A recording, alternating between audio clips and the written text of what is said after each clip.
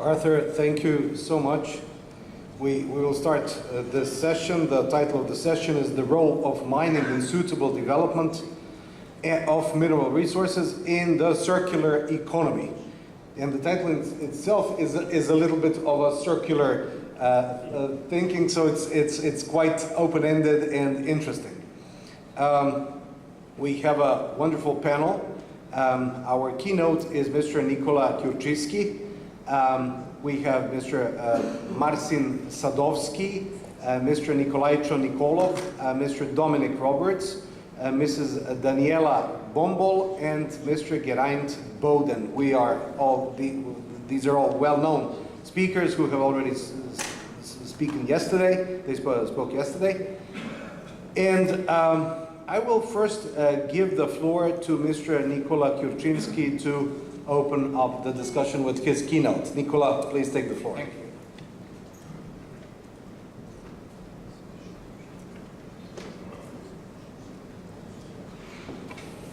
Ladies and gentlemen, I would like to start with a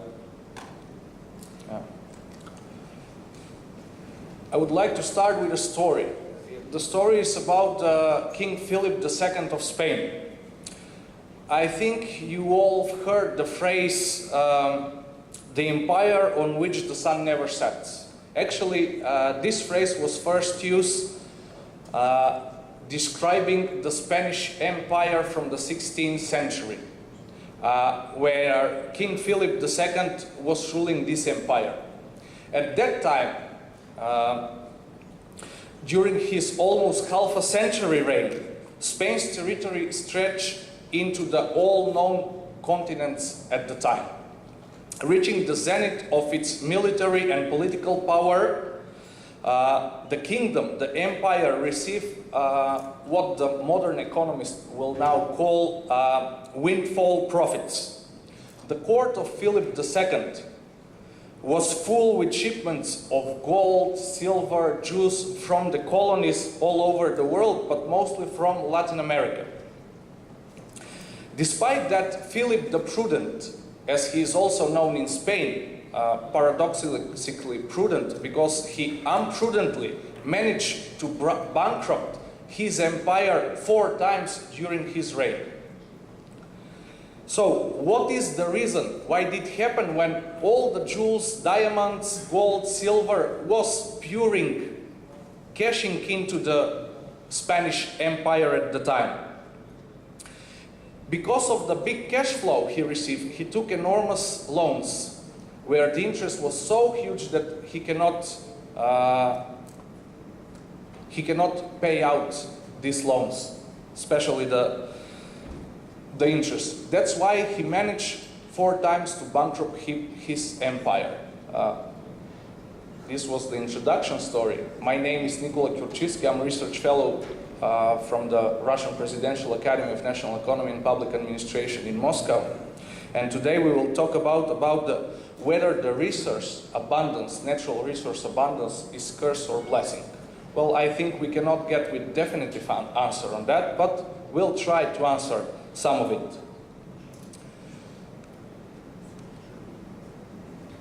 On this slide you can see the Spanish Empire under King Philip II in the 16th century.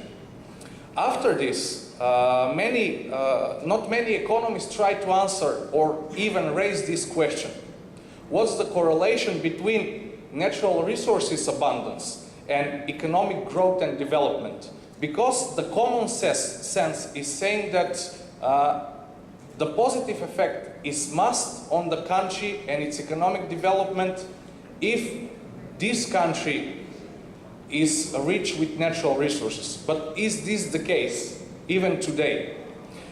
The question hasn't been answered seriously, or some significant serious research, scientific research hasn't been made up until late 20th century, where the US economists Jeffrey Sachs and Andrew Warner published their very famous research paper called Natural Resource Abundance and Economic Growth. The main conclusion of that research was that countries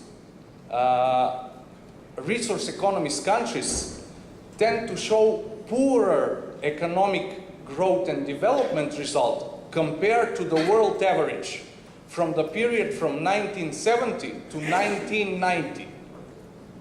And they asked the question, how's that possible? Why that is true? They even determined in that research that if they decrease the role of natural resources in the export, the economic growth of the country, the GDP growth, increases for 1%. So here's the big paradox. Other scientists that did similar job was Salah Martin in 1997, where he published his famous paper with provocative topic, I just ran 2 million regressions, proving that Sachs and Warner were right. But what was the cause of this so-called phenomenon of resource curse? He was pointing into the institutions. He thought that under resource economy, the state institutions tend to be weak and to be dependent from the central government. On the other hand, Sachs and Warner thought that the cause of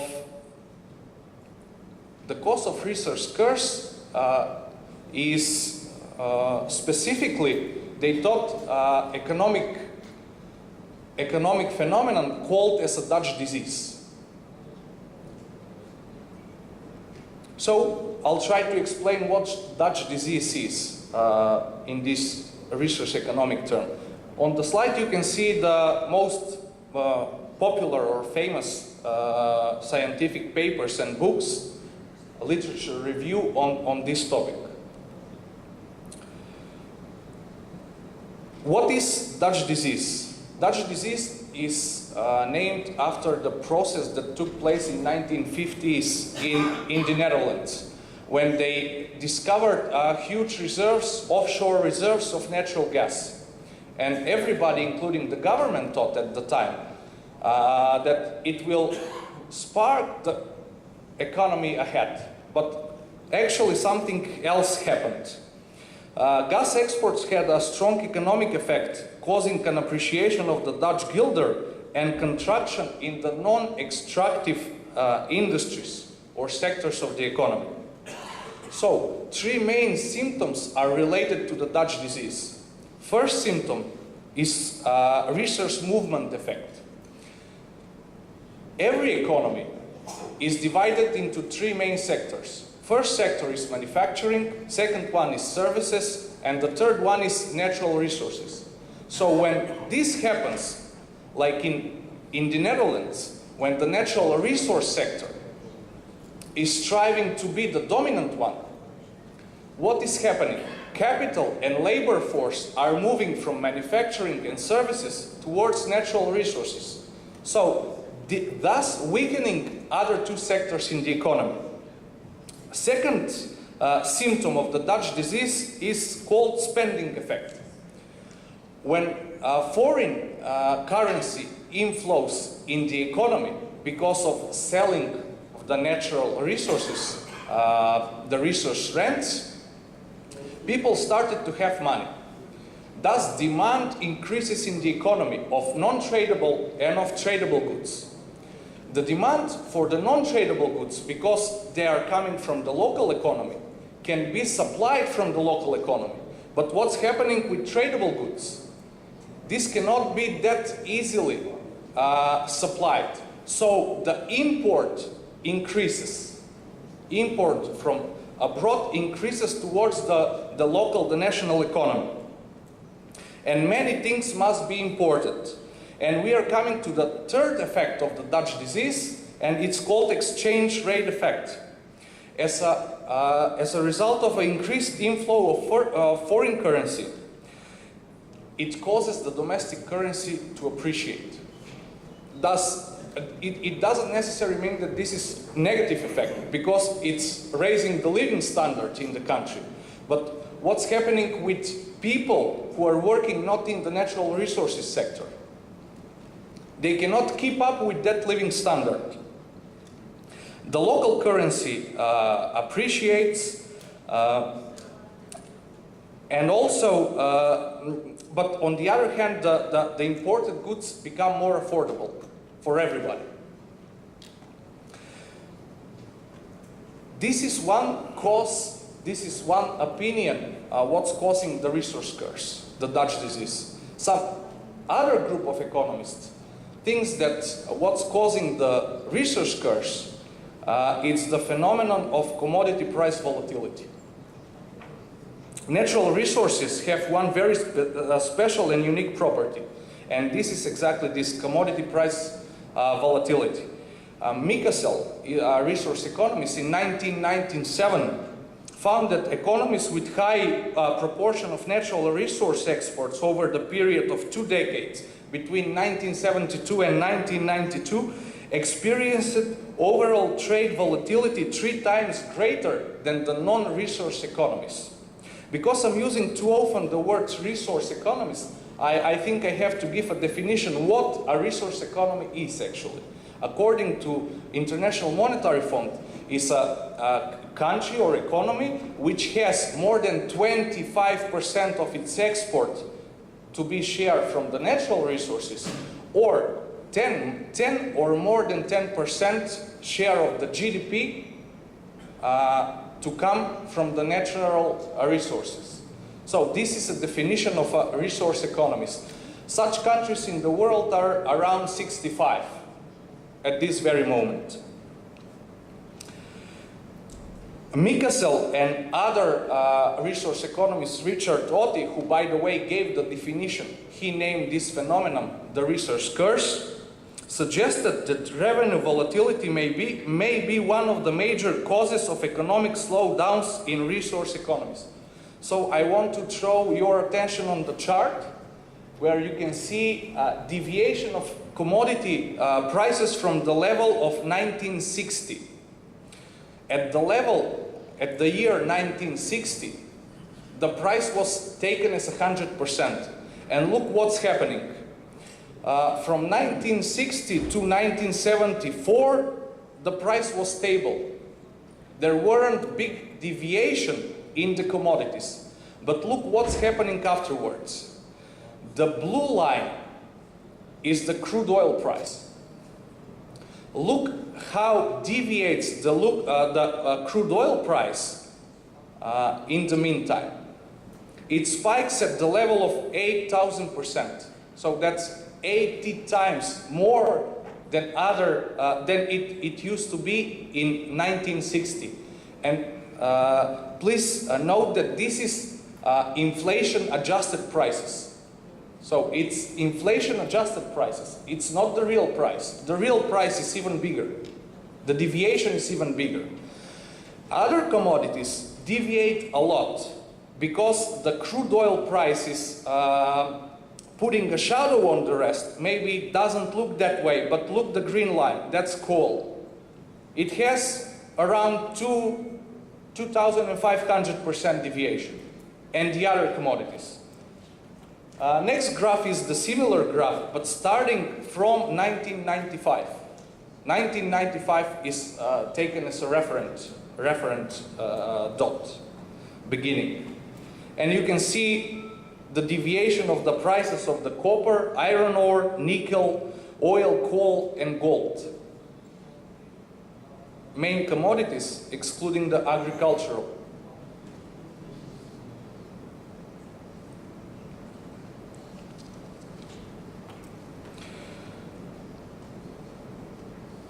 These are the main 2 arguments explaining the resource curse. First was the Dutch disease, and second is the commodity price volatility. However, there is a third explanation, which I'm keen to believe in it. I believe in this one. So I believe that instead of fighting with various curses and diseases, the role of government here is big. So they have to concentrate on strengthening the institution within the country. make them strong and independent.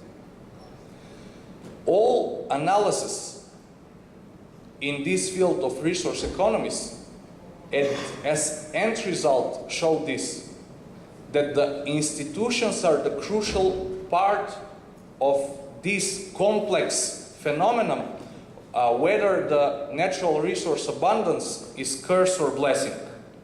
Therefore, there are three major schools of thoughts. First one is, which is explaining the natural resource abundance influence on the economic growth and development. First one is economic channels. It's so-called economic channels, and it's the Dutch disease and commodity price volatility. Second one is called institutional channel. Those of supporter of Salah E. Martin's research, that he by definition thinks that resource economies have weak institutions.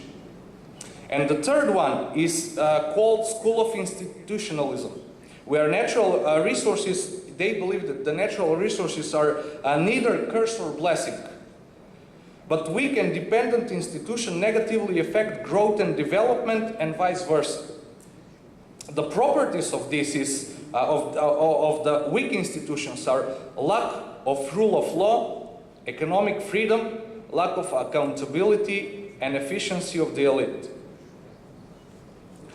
Therefore, as a conclusion from this part is that natural resources themselves are not the root of the problems facing mineral exporting countries. The most important is that the economic and social performance of the resource economies depends primarily on the strength of their institutional framework. So I would like to give several practical examples of what I think under weak and strong institution. So I created several charts from 3 different continents. First one is, I hope you can see it. 2 countries from South America, 2 resource economies. The blue line is Chile, while the red line is Venezuela. The dotted line is the world average. And on this chart is showed the real GDP per capita, PPP, purchasing power parity, in those 2 economies since 1962. I would like to ask you a question. Do you know what country in the world possesses the biggest proven oil reserves today? No, it's not Russia. Venezuela. Yeah, exactly. Venezuela possesses the biggest proven reserves in the world. It's not Russia, it's not Saudi Arabia, it's not United States, it's Venezuela. And look what's happening on the chart. In 1962, GDP per capita in Venezuela was around 3 and something times higher than that in Chile. And look what's happening with the time. Unfortunately, I couldn't find data for Venezuela after 2015 because they have a big turmoil within the countries. So those parameters, economic parameters, cannot be measured at this very moment, and because the data won't be reliable. But we can imagine after the question mark where the line should drop. I think it will drop definitely under the world average. And what's more interesting about it is that for over 2 decades, between 1980 and 2002, the real income per capita of Venezuela dropped by 25%. In 1988, 2.4% of Venezuelans were living below the poverty line. While in 2015, just before the crisis in the country, that percentage was 19.7. At the moment, in my humble opinion, I think that this line is much higher, probably more than 50%. So more than half of people in Venezuela live below that poverty line. What's more interesting though is that 50 years ago, I'm talking about Venezuela before the crisis in the country.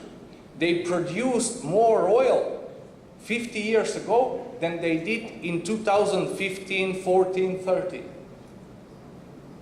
This is showing that national companies which are managed by inefficient, weak and dependent governmental institutions cannot produce results. That's why this is happening in Venezuela. On the other hand, Chile's other story.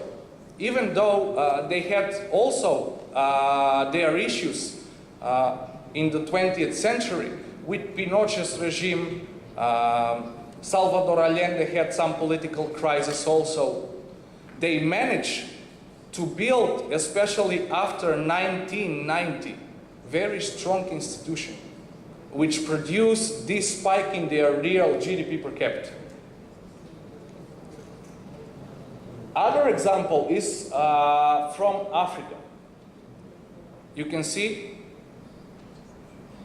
the red line is Congo, while the blue line is Botswana. From 1966 to 1989, Botswana was the fastest growing economy in the world, transforming itself over the period from one of the poorest states in Africa to an upper middle income country. This success has largely been due to both strengthened institutions and prudent management of Botswana's diamonds revenue, which, by the way, near a quarter of the world's diamonds reserves are located in Botswana. Botswana follows a strategy of fixed public spending, allowing the government to accumulate revenue surpluses during boom years. They have stabilization or sovereign wealth fund where they keep these surpluses, and then they use it during rainy years, when the price of diamonds or the other commodities is not in favor of the country. On the other hand, Congo is struggling since that period. There is not at all evident progress at all for this period of time. And last example, because I think I have to finish, are two Asian resource economies. First one is Malaysia, and the other one is Vietnam. Malaysia transformed itself from not only it was agricultural economy. They had two transitions to natural resource economies, oil economy, building probably the most sophisticated national state company, Petronas, to be the driver of the growth in Venezuela. And then another transition to more sophisticated economy. They are trying to diversify. And that's one of the main goals in resource economies. Use the wealth, use the resource rents from the natural resources, and try to develop other sectors under other industries in the economy, and therefore strengthen the state institutions in the country. So as a conclusion, I drop this quote: the quality of institutions is what essentially determines whether natural resource abundance is a blessing or a curse. Furthermore, strong institutions can help achieve long-term growth during periods of low commodity prices. And at the end, I just wanted to show this correlation. It's regression analysis between a real GDP per capita and public administration in efficiency in resource economies. This was part of my master thesis, so I built a coefficient that measures the public administration efficiency. And correlation between those two is public administration efficiency has a big influence on the real GDP per capita. If the index is higher, the greater is the efficiency, and the GDP per capita is also greater. The R-square, the number that shows this correlation, is 0.58. which is considered to be a strong relation. Thank you. That was all.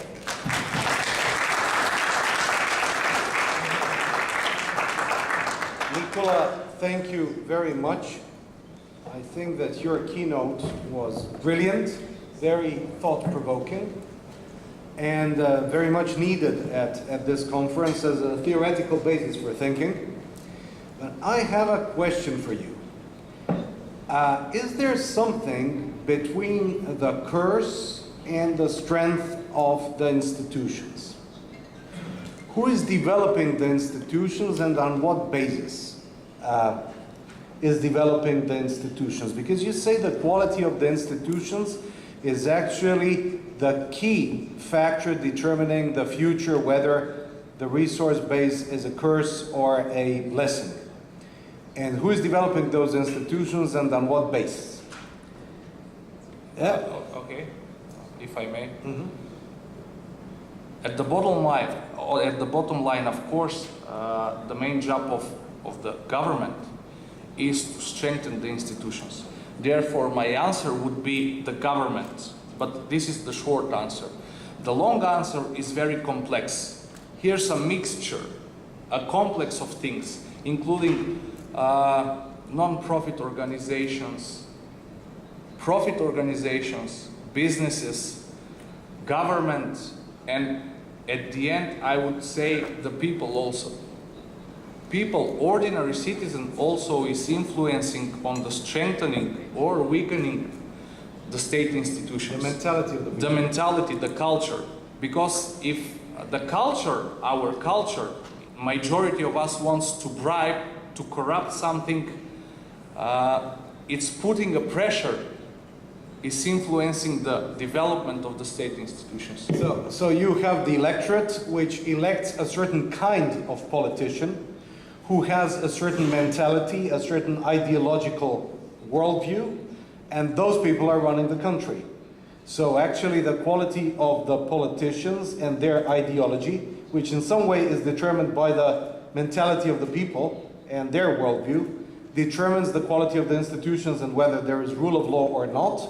And this is actually the key element, right? That is the vertical which defines the quality of every economic system and also naturally the natural resources quality.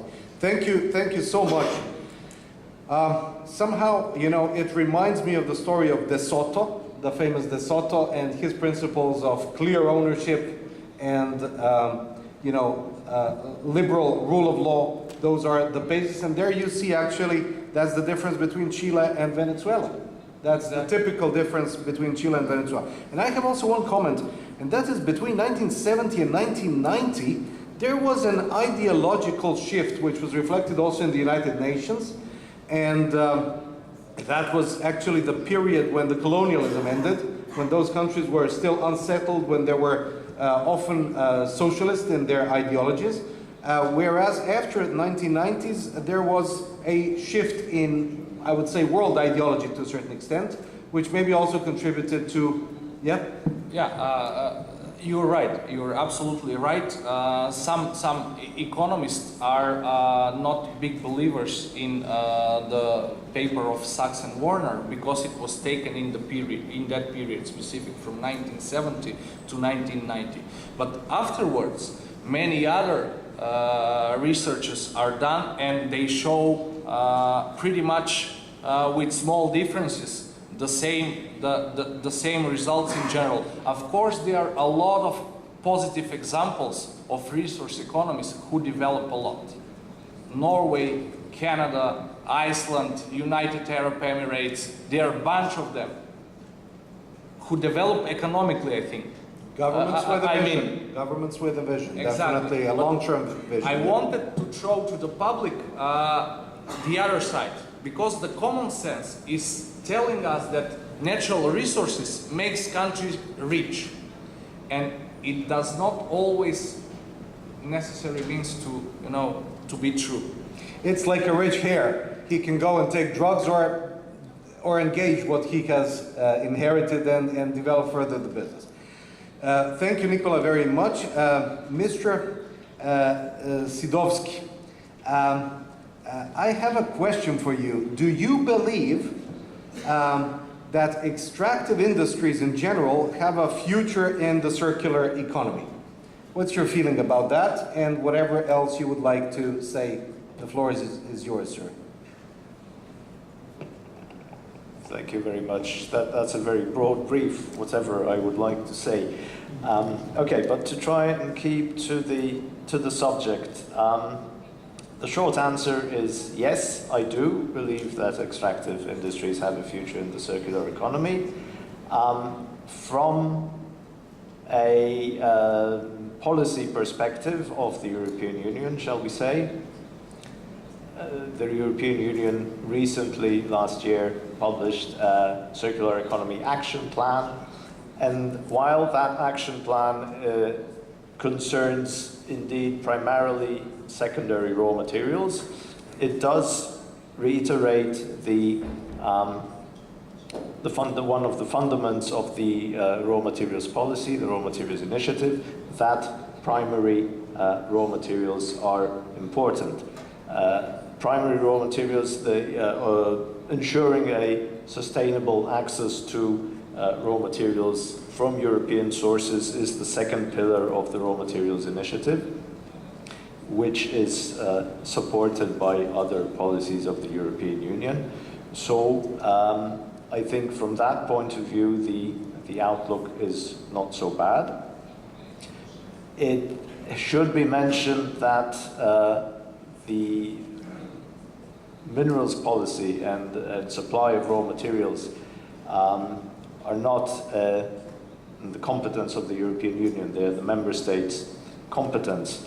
So the European Commission cannot, for example, issue a regulation on that. But the approach is good from the point of view of extractive industries.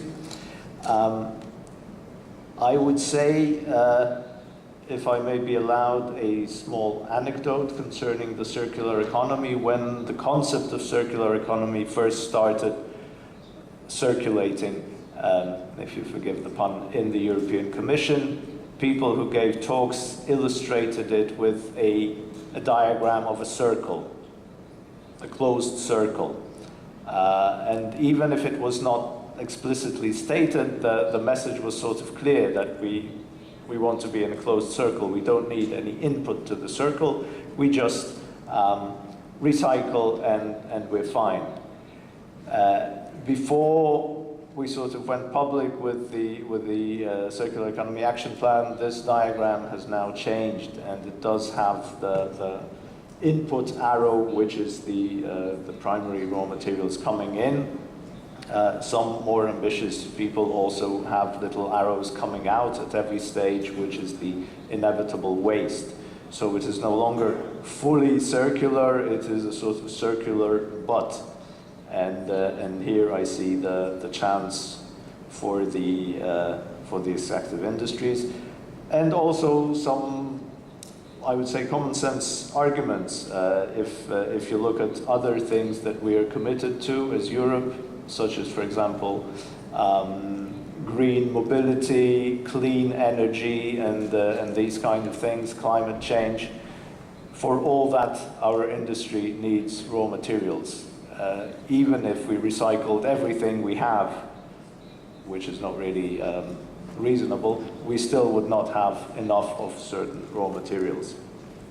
So this is an ongoing. You could also cite the new budget for defense research proposed in the Horizon, in the new framework program for research and innovation. If we're investing in European defense, we do need a secure supply of raw materials. And I think also the final point is that exactly in the new framework program for research, the proposal for the framework program for research and development, Horizon Europe, that is to start in 2021, the question of ensuring a sustainable supply of raw materials in the European Union is explicitly formulated. So the answer is yes. Thank you, sir. Well, preparing for coming here to Macedonia, and the particular problems and issues that we see, some tensions regarding exploration and mining in Macedonia, and the strong environmental concerns expressed by NGOs and to a certain extent also by the government of Macedonia. We looked at a document which was from 24 to 26 November 2017 of the European Green Party, European Greens Party. And in that document, which is titled Mining Policy, Environmental Protection should not be subordinated to resource extraction in the EU. So they take this as a maxim. Environmental protection should not be subordinated to resource extraction in the EU, and then to this effect, they're giving advice to the members of parliament from the group of the Greens, saying that they should oppose weakening the Birds and Habitats Directive, which was an initiative from the mining sector, and that those members, the Green members of parliament, should also oppose introducing high EU level designation of areas of public interest for mineral extraction. That should not be adopted, that for mineral extraction there should be designations of areas of public interest. And in this document you actually can find certain quite, I would say, radical thinking, in the sense that the EU should, they say, at the end of the document, they sum up with a sentence which looks naive but is quite serious. They say, during the transition to a circular economy, the EU must make greater efforts to reduce the ecological footprint within the EU and to improve the human rights footprint of its imports of raw materials. Their position actually amounts to reducing mining in Europe, relying on the possibility that a recycling economy could, paired with imports from third countries, non-European countries, could actually satisfy the needs for raw materials in Europe, and that actually the concern should be to get energy from renewables exclusively, to end up with importing raw materials from outside the European Union, and to trace the production of those raw materials in third countries by doing due diligences in terms of human rights footprint, as they call it, for those imports. How do you comment such a strong position of the European Greens Party? That's a question for you, sir. Yes.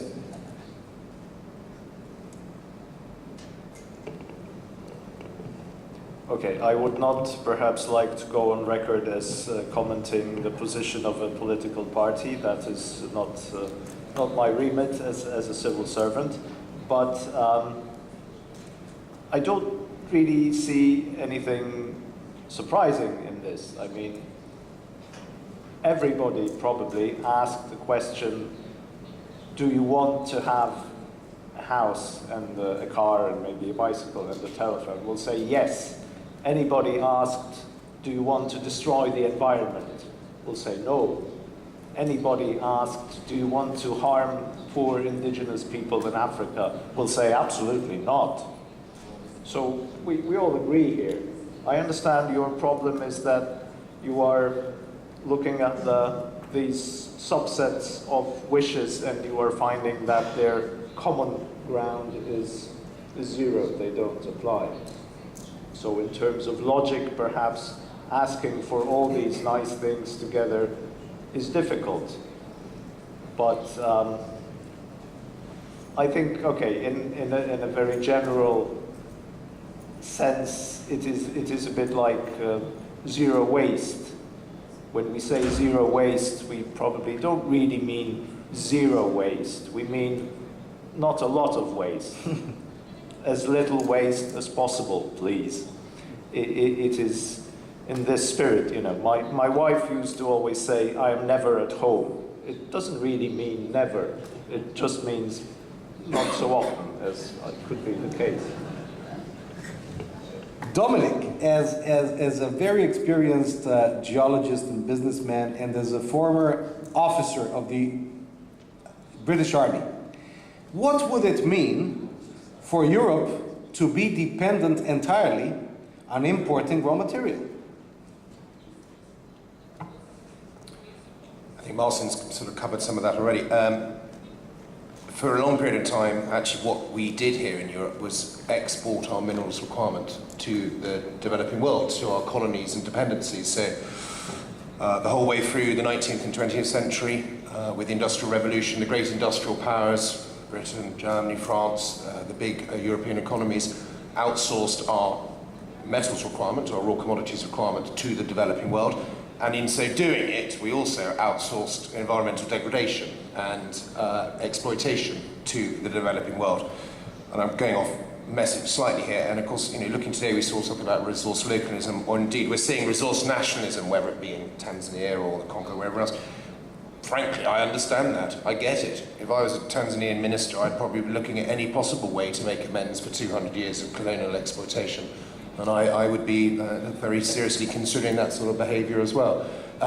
It is wholly unrealistic, it is grossly hypocritical of Europe to expect to be able to source its future raw materials need from the rest of the world. And equally, in a ever less secure world, in the post-Cold War peace dividend, which turned out to be complete and utter nonsense, we are seeing deglobalization. We're seeing the long-established trade assumptions of the Cold War period being attacked. We're seeing trade conflict with America, for goodness sake. The potential for trade conflict is increasing at the moment. The largest defence spend in the world is on the Chinese Blue Water Navy. They know what they are doing. They are securing naval bases all the way down the eastern coast of Africa. They have a national naval base in Djibouti, and they're about to build one in Tanzania to protect their trade routes in the future. And all of this rings an alarm bell for Europe, and Europe knows that. She's known that for years. We need to find a way to underpin our industrial manufacturing base. That's a miserable thing to say, because traditionally when a country or a bloc of countries talk about underpinning their industrial base, it means they're preparing to go to war. Well, I hope we're not going to real war, conflict war, but we might well be going to some form of trade war. We need to secure our raw materials. We need to do that at a mixture of, well, we'll still have to go to the global system, yes, but we also need to find them here. I have two paradigms of thinking. You mentioned how would you believe if you were a minister in Africa. There are two ways of thinking. One way of thinking would be like, look, at this moment, the state does not have money to develop this resource, or probably hasn't even discovered it at all, but if discovered, the state doesn't have the money now. So it's much better that we leave this resource to the next generation, who may be in better financial shape than we are, in technological shape, than to give it to these colonialists to exploit it. That's one position. Another, so leave it to the next generation, let it remain in the family. The family silver must be remained in the family at the expense of postponing the exploitation for the next generation. Another line of thinking is geology and mining are a developing science and business. The means of extraction are developing, we are drilling deeper, and we get economically deeper in exploitation. With the new technologies, we actually are able to exploit from generation to generation more and more wealth underground. And in this respect, it is somewhat infinite. One generation will exploit at 1,000-meter depths, the second generation will go 300 meters deeper, and so forth. What thinking is closer to your mind? The Earth's raw material supply is not infinite. That is clear and categoric. I think one of the things I'm constantly amazed by in the industry and indeed in the raw material sector is brought, 99% of the metal ever pulled out of the ground is effectively still in our ecosystem somewhere. The 1% that's not was fired off into space, into satellites. But other than that, 99% of it is here. And I have no answers, but I'm constantly amazed by the lack of innovation and research and development funding into the secondary market compared to continuing to chase primary reserves and resources. And our response globally to lowering grades has been to increase volume, frankly. And that is where innovation has been centred. And there's no such thing as a revolution in mining affairs whatsoever. We're lagging behind every industry in the sector. But our response so far, I think, to the situation has been pitiful. And I think we, particularly here in Europe, should be able to bring to bear our academic institutions, access to European funding, and in fact our long history of technological advances that sit within Europe, and bring that to bear in a much more effective way. And I would like to think that we can start looking at the secondary market, because that is where the infinite source will be. It is not in primary, it is not in the ground. We will run out. We know we will run out. Thank you very much, Dominic. Mr. Nikolov is one of the most experienced mining people in Macedonia. I would like to ask you, what is your feeling? How important is mining to the overall development of Macedonian economy, to its independence as a political state, and to the wealth of the people?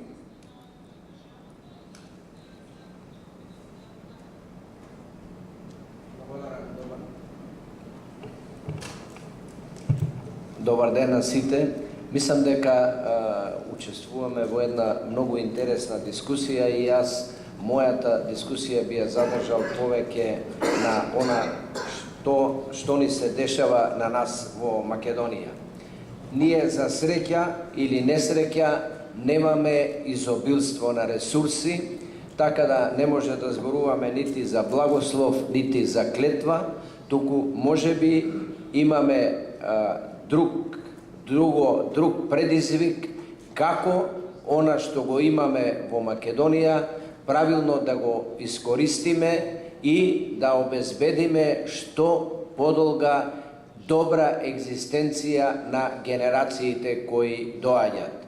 Можеби кај нас е проклетството тоа што овие работи лошо сме си ги организирале и епилогот овде што гласно или негласно се спомнува, што дојдовме во една таква ситуација да се поставуваат прашање каде понатаму со рударскиот сектор во Македонија. Во моето излагање, а и вице-премиерот кажа дека рударскиот сектор учествува со 1% во БДП на Македонија и од 8 до 10% во индустријското производство. Во рударскиот сектор работат 12 и повеќе илјади луѓе и рударскиот сектор за одбележување, ако се погледа статистиката за изминатите 4-5 месеца, кога Македонија има нова влада со нови правци во развојот, дека рударскиот сектор успеа да забележи пораст на личните доходи, на платите, и тој е повисок за 40 до 50% од просечната плата во Република Македонија. Значи, ако ги земеме предвид овие факти, мислам дека лесно ќе заклучиме дека рударскиот сектор му е неопходен и е неопходен на Македонија.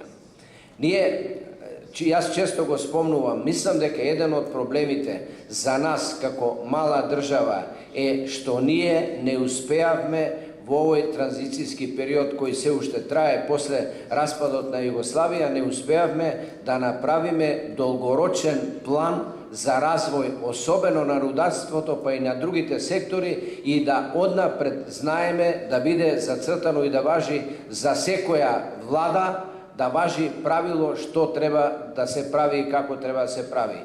Беа спомнати институциите, сметам дека се многу важни институциите за делување во овој сектор, владата исто така е многу важна и ние очекуваме дека сите овие состојби ќе се стабилизираат. Ние имавме еден период кога беа издадени огромен број на концесии.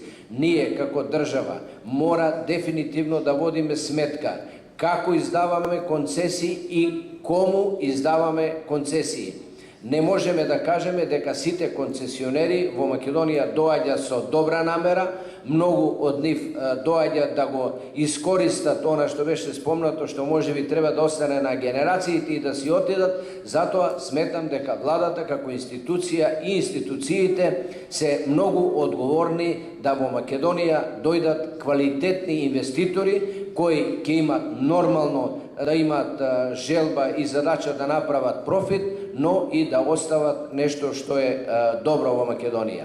Мислам дека во наредниот период ќе се покаже тоа, дека мора да дојде до средувањето на ситуацијата и овде често употребуваните, јас лично како човек се извлекувам и во мојата работа одредени поуки што треба да ги направиме, можеби ние не се приближивме доволно до локалната самоуправа, овде ги слушнеме светските практики, ние не можеме да бидеме подобри и попаметни од тоа, дека на локалната самоуправа и соработката треба да понудиме тоа што на локалната самоуправа и треба, и ако бидеме таму поддржани, многу лесно ќе не поддржат и институциите и владата.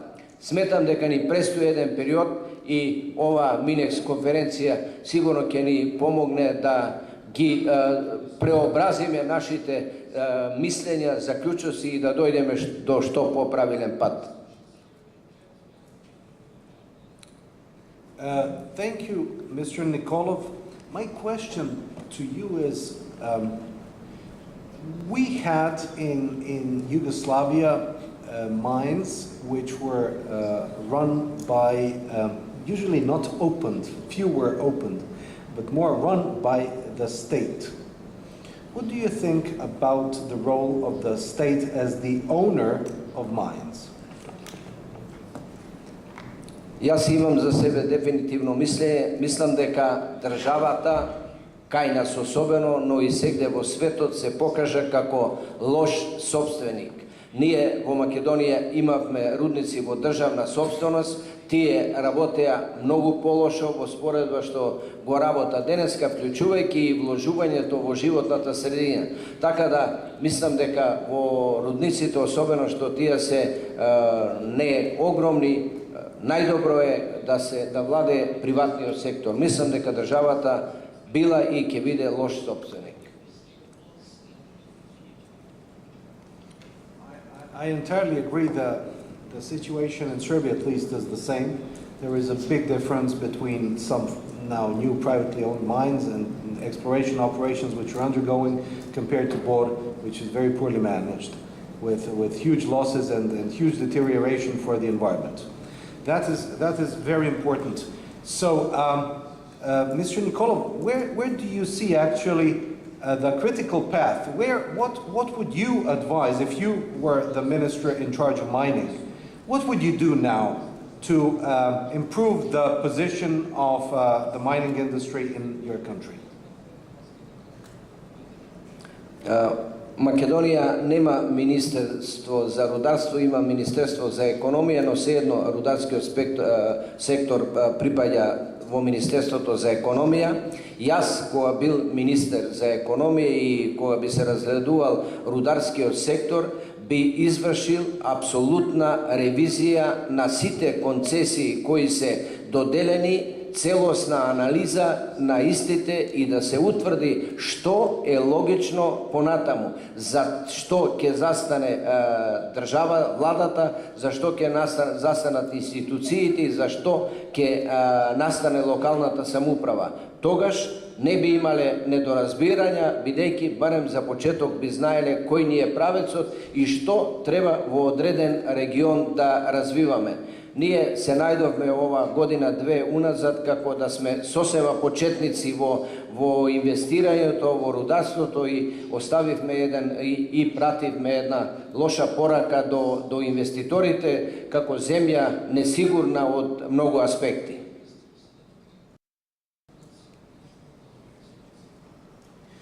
So coming back to the policy of mining and to mining law and regulation, as a lawyer who is working for many years in mining and have worked in Serbia on the mining law and in assisting major operations in Serbia, I think that the term predictability is probably the most important adjective that a mining law and regulation should give the investors. Predictability, security of tenure, which means automatic conversion from exploration to exploitation.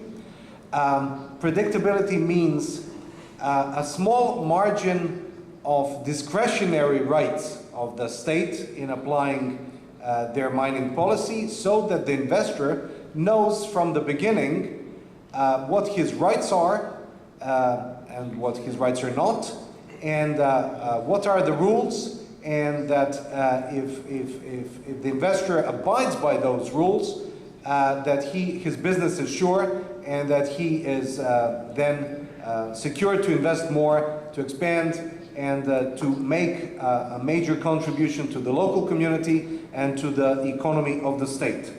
My question is now for Mrs. Daniela Bombol. As an investor and someone who is for a long time a manager for private investments dealing with exploration and future mining also, how do you feel the current situation, and what do you expect of the government as prudent behavior regarding the industry? Thank you very much for the question itself first.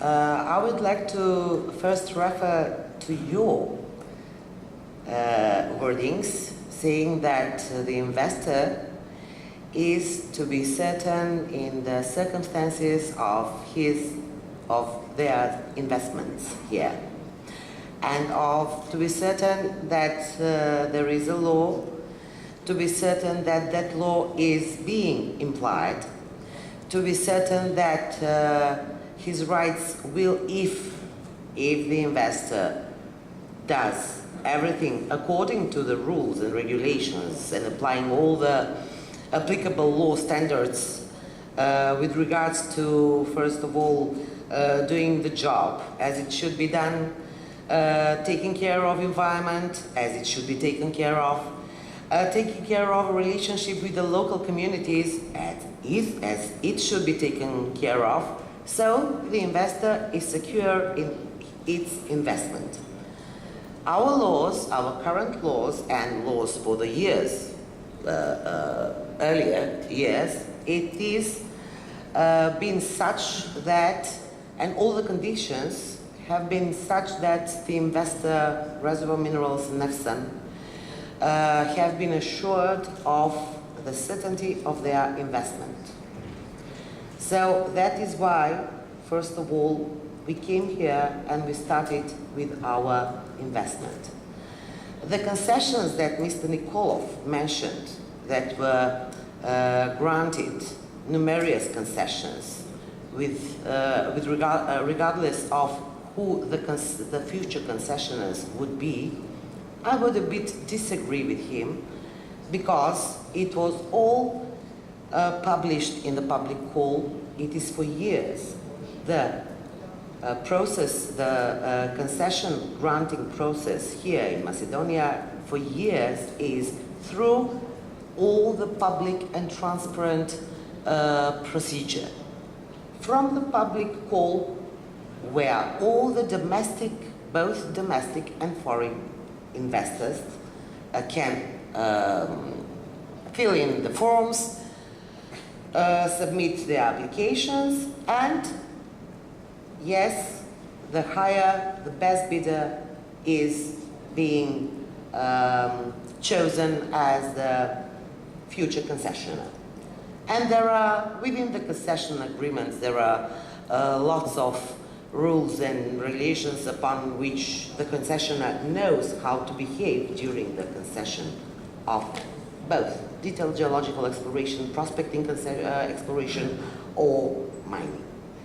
So, the answer would be, we are here and we intend to stay here. It is unfortunate current situation with the NGOs that appeared since last February, actually February 2017, that unfortunately, in my personal opinion, I will say, I will not speak in general, that unfortunately used that situation of having a technical government that will not sign any approvals, any crucial documents that they are not to sign. So they, I think, used that situation to increase and to make such a negative atmosphere towards mining, even towards the exploration, as a possible future mine. So, as I said, we are here, and we are we will be very much happy to help both locals and to somehow educate people, and in cooperation with the government and with local communities and with other institutions as academy, as the faculty, and even with the NGOs, to tell them, no, we are not here to harm anybody. Yes, it is true. We are here to make profit, but not by any cause. Not on the ground of harming either people, either environment. Yes, will there be any influence, any impact to the environment? Yes, of course. I mean, it would be very much unfair to say no impact at all. Yes, but there is something that is sustainable development, sustainable mining, sustainable everything, life, if you want to say it. So we are here and we intend to stay here. As Aristotle says, have a measure in everything. You have to combine between protecting the environment, the welfare of the people, productivity, and all the natural interests which life requires. We have heard a very good, strong speech by the Vice Prime Minister, Kocho Anguchev, yesterday, where the Vice Prime Minister stated that he is for mining, but that environmental concerns must be highly taken regard of, that he expects international companies present in Macedonia to work by best international standards, which is completely normal and expected in all countries in the world. He mentioned also the question of transfer pricing, which needs to be improved, the tax capabilities of the Internal Revenue Office of Macedonia, and also he mentioned the question of potential taxing of transfer permits internationally, not only in Macedonia, but internationally. Those were some of the key points I noted yesterday. Mr. Bowden, where do you see the role of your preeminent company dealing with environmental matters in helping Macedonia, helping the private investors, helping the Macedonian government find the right balanced footing for a sustainable development of mining in Macedonia.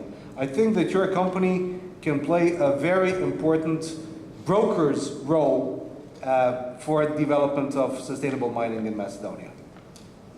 The floor is yours, sir. Okay, thanks, Milan. I think our role is similar, very similar to our working model in most of the countries in which we operate, which is acting as agents to bring international standard best practice and expertise and apply it in a local context in partnership with the expertise that is available in Macedonia and in accordance with the local regulations. And it's something that we often do, and that, I know you and I have both worked on same projects where we've done a similar thing elsewhere in the region. But that's not just about ensuring alignment with different regulations and best practice. It's about finding the right balance for each situation, and every project and every country is of course completely different. It's about building capacity within the countries that we work. So where expertise or educational systems are not producing the right level of professionals or types of professionals to meet the requirements of the burgeoning mining industry, then it's our role to point our clients and others in the right direction as best we can, and lead the way where we can by working with those companies to help them build businesses and capacity, so that ultimately we will be working ourselves out of a job in emerging mining countries. But we see that as part of our role in the overall process of developing sustainable mining industries across the globe and across Europe. And there are times, I think, to selectively use the term sustainable mining. I think that's the time. Chris Johnson, in his presentation earlier, alluded to a mining 101, he calls it, a best practice guidance for developing and permitting mine projects across the region. And I think that's something that really has legs as a concept, because there are so many different interpretations of the mining laws. It's been so long since new mines were promoted and opened and developed that some regulators are not even familiar with their own regulations. And also international mining companies are not used to permitting new projects in these jurisdictions. So there is definitely a piece of work to bring that all together. And Chris had a discussion with the Canadian ambassador about that earlier.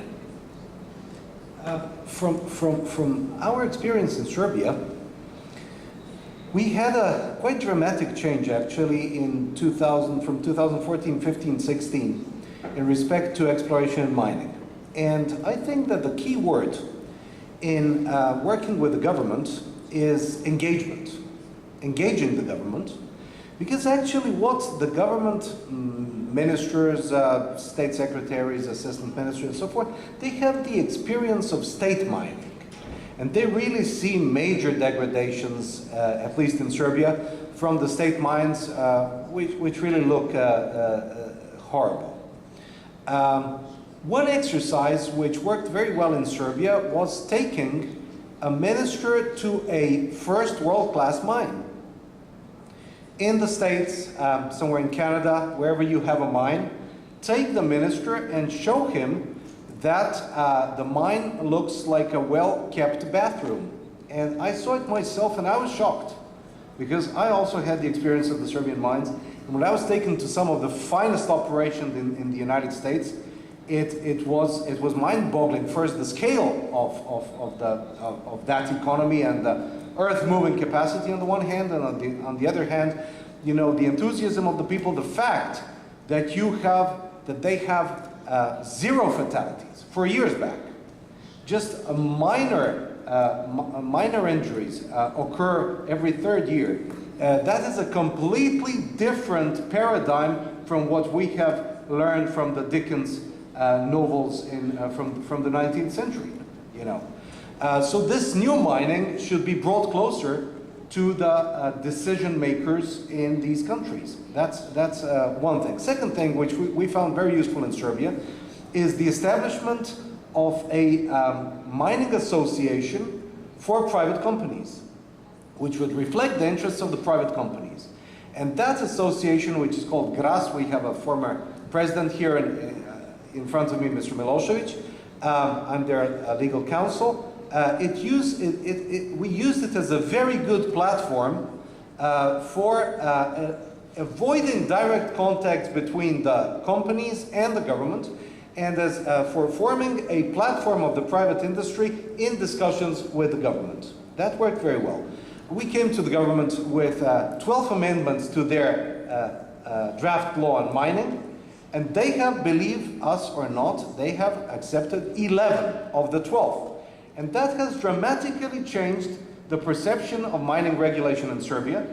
We have, at the moment, in 2017, we have about 60 million exploration, 60 million euros of exploration, committed exploration funds in Serbia, which for the size of Serbia is a lot of money. You know, we have like 115 exploration permits currently running in Serbia. Many mining operations, and somehow Serbia came to the limelight of mining in the world. It was very well also seen in Canada at the PDAC, and I believe that Macedonia has first the natural wealth, the natural resources, the Tethyan Belt passing through it, which gives it a huge potential, and that it can really replicate this success that Serbia made 2-3 years ago. It's not hard.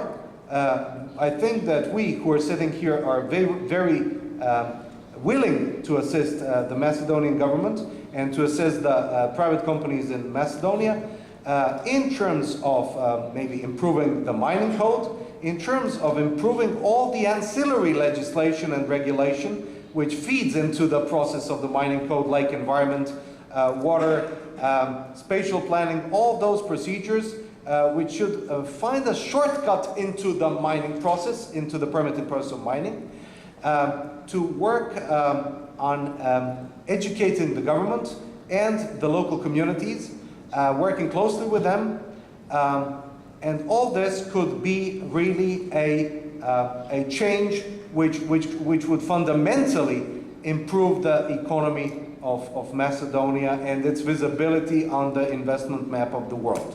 Now, I feel free to open this discussion to questions from the audience, so please feel free to ask questions.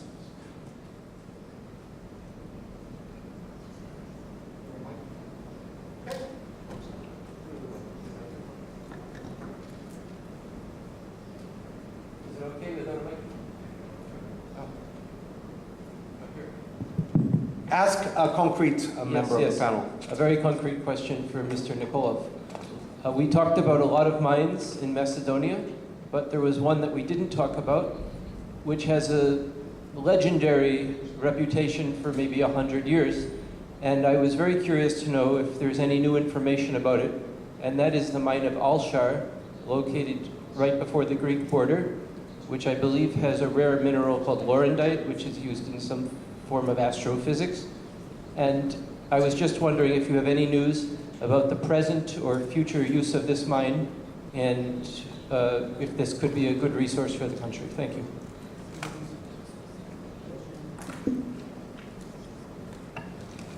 Потенцијалниот рудник Алшар се наоѓа во фаза на добивање на концесија за детални геолошки истражувања.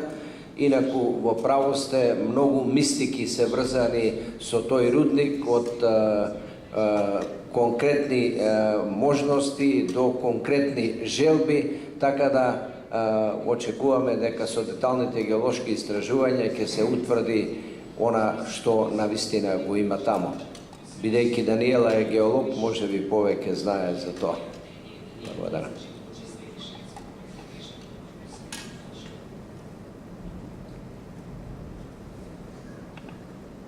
Okay, Daniela, would you like to say something about the reserves in Alshar? It is an interesting question. It is already, the concession for detailed geological exploration has been already granted back in 2013. And now it's waiting on the decision for reissuing according to the law, for the additional 2 years. So it would be very ungrateful for us to speak anything of somebody else's concession, especially if it is of a detailed geological exploration. So it is in phase of detailed geological exploration process. Thank you. Thank you, Daniela. Further questions, please?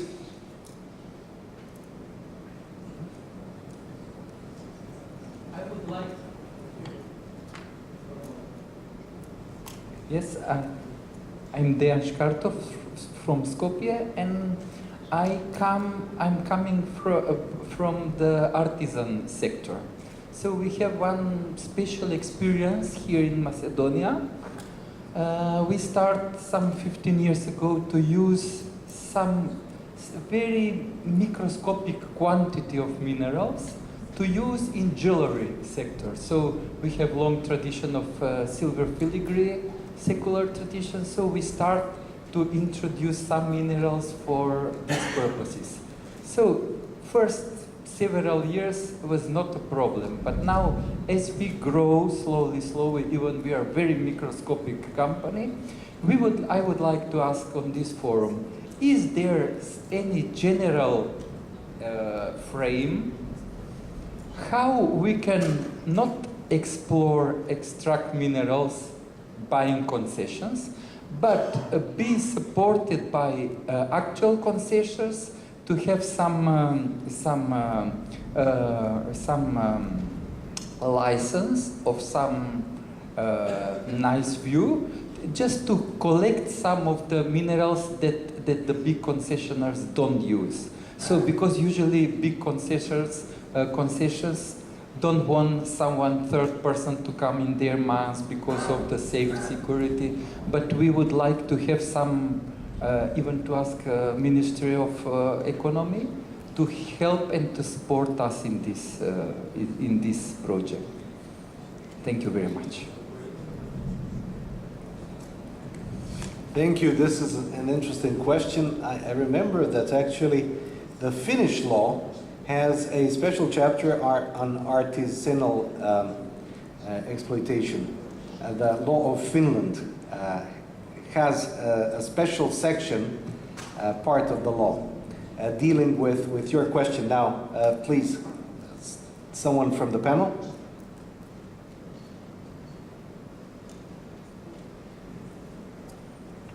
Може би прашањето повеќе упатено до Министерството за економија, но колку јас ги знам правата на концесионерите за регистрираните минерали, тие одлучуваат за продажбата и сигурно може после во фазата на експлоатација да се заклучува договори за продажба, се разбира оние што се регистрирани и во концесискиот договор и што се регистрирани како обврска на концесионерите пред Министерството за економија. Сигурно дека има можност и релативно и прво интересно, но релативно ново прашање.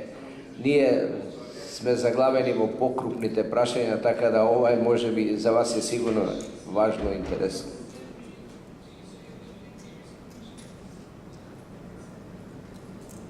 As a lawyer, I would just advise you to go into some kind of a supplier agreement with the concessionaire.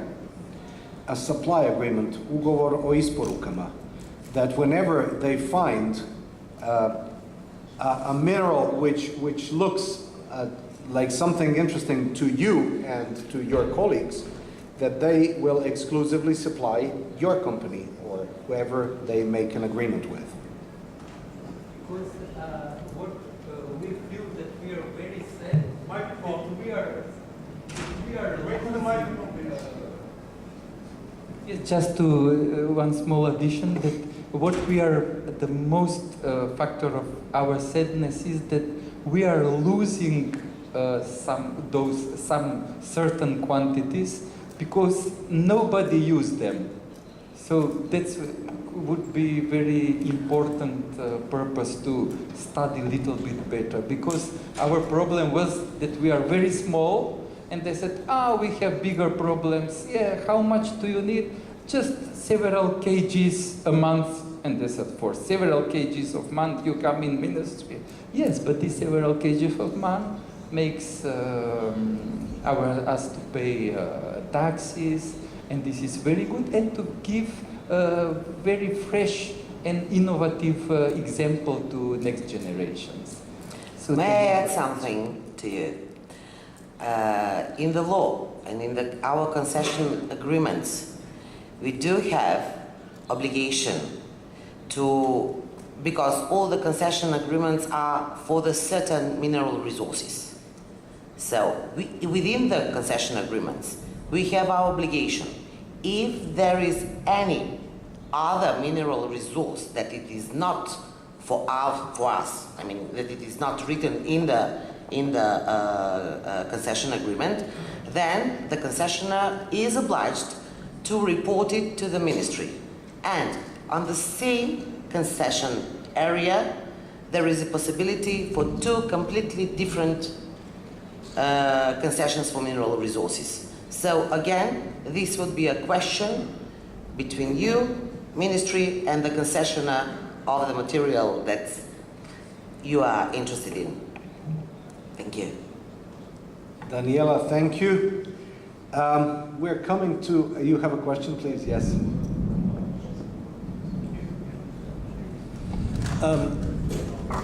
Chris Broadbent, Wardell Armstrong. We've heard about Europe wanting to increase its supply of minerals and metals, and through the critical raw materials programme and initiative that is possibly going to kickstart many new mines in Europe. But I see a huge problem that Europe has lost a lot of its extractive metallurgical capability. For instance, if we take one critical raw material, antimony. Antimony cannot be further processed in Europe at this moment in time. There's no production facilities for antimony. So you would be left with mining antimony ore in Europe and then sending it halfway around the world to somewhere else, hopefully not one of the polluting smelters in China. I see a huge problem with that lack of extractive metallurgy and especially pyrometallurgical facilities in Europe. I just wondered what the EU policy is on trying to encourage more extractive metallurgy within Europe, or bring it back. And certainly I see that as part of solving the circular economy argument, that the techniques and technologies that are going to be useful for recycling are going to probably be developed in the primary extractive industries. So it's a question to Marsan, really. What about the downstream capabilities of Europe for processing metals? Well, I would say that the very fact that there is the list of critical raw materials is a recognition of the problem. These are materials that we consider are especially important. I mean, all raw materials are important, but these are especially critical. And then from the innovation point of view, we do have topics, so we call for projects to develop also processing capabilities, and critical raw materials are always on the top of the list. Now, whether we actually, I don't remember any currently running project on antimony, this is true, but okay, the general will is there. We have calls in evaluation now, and there could well be something. There is a processing of secondary raw materials topic there. So, I mean, the problem is recognized, I would say. That's the good news. The bad news is that it's still a problem.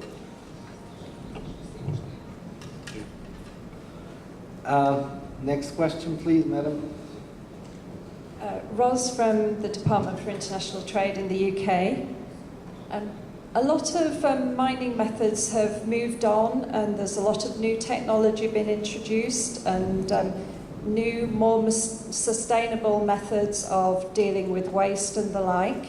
But we've heard from several mining companies this week that some new methods aren't embraced within this region, and within Macedonia particularly. And we're wondering what can be done to adapt the best of the new methods of processing and dealing with minerals and waste, while still embracing the heritage that exists.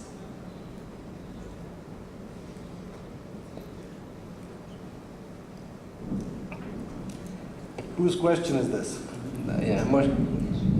Можам јас да покушам да одговорам.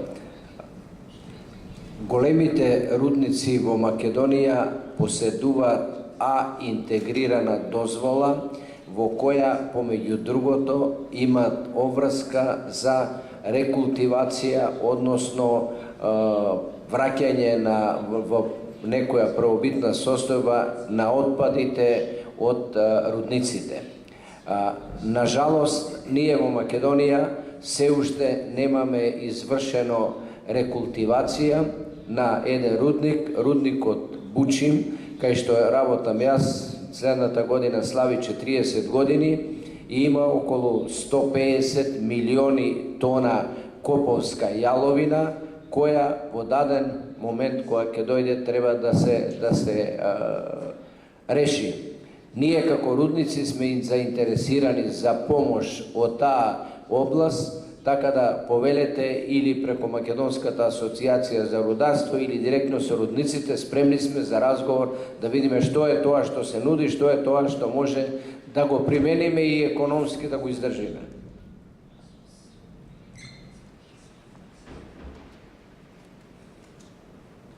Thank you very much. On that note, Dominic, can you just tell us, what do you think is a good way to dealing with a moment of mine closure? What happens with the community after there is no more mine work there? I think we've all become very used to the concept of environmental bonds and forms of guarantees to remediate the land and return it to a natural state at the end of the mining operation. What I don't think we've been particularly good at is the remediation of the community. It's all well and good, and we all do this, building schools, building clinics, buying ambulances, whatever it may be. But what happens to that community when the income stops? In the UK, we've seen terrible economic deprivation in the Welsh coal mining valleys because there was no plan at all. And that is still the case, where we see in these small towns in the UK, one of the largest GDPs in the world, we have third-generation unemployment there still as a legacy of mine closure. And equally, with everything we've been talking about today, perhaps with an increase in European mining, perhaps where we're looking at innovative ways to mine slightly smaller deposits that will not have the life of mine that we've got used to. You know, under the Yugoslavian system, we sort of got used to the concept of the mines being social enterprises. They were there to provide far-reaching employment and wealth in often difficult mountainous areas for generations, and that's what the expectation was. And the reality is nowadays, I think it is very likely that we will be mining projects for 10 or 15 years and then moving on. We will not be leaving a generational legacy of employment and wealth for those communities, and we need to look at this very, very carefully. And I think, and actually on the European Union project I'm involved in, we have funding to actually look at this exact subject. One of the areas I think is interesting is when we build a mine, we put in place infrastructure. We put a road, we put electricity, we put water, and I think we need to look at ways that we, as our legacy, we seed, asset seed capital, we seed some form of alternative industry that we leave behind as part of the deal.